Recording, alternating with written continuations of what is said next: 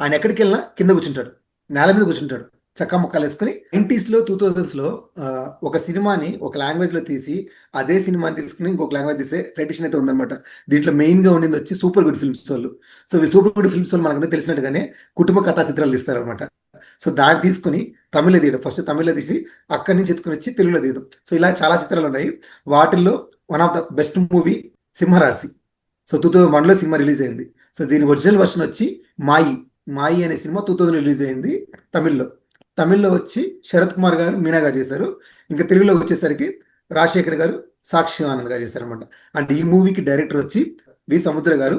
ఆయన debut cinema ఇది. సింహరాజి సినిమాకి వస్తే ఎలివేషన్ అనేది క్యారెక్టర్ ఎలివేషన్, హీరో ఎలివేషన్ చూస్తున్నాం.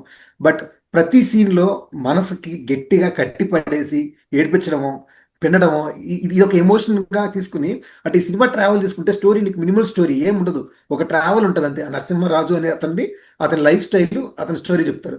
ఈ స్టోరీ చెప్పడంలోనే ఫ్లాష్ బ్యాక్ అయితే ఏముంది, తను పడే స్ట్రగుల్ అయితే ఏదో ఉంది, ఇవే చూపిస్తారనమాట.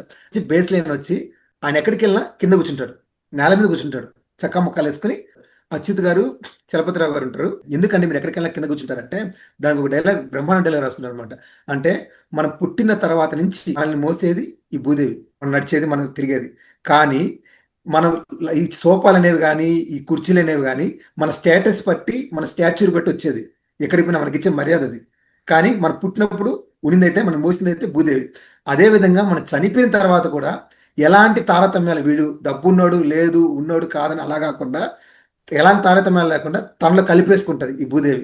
సో అందుకే నేను ఎప్పుడు కింద కూర్చుంటానని చెప్పేసి దానికి ఇచ్చే ఎక్స్ప్లెనేషన్, ఆ రైటింగ్ ఏదైతే ఉంది మాత్రం హైలైట్ అనమాట.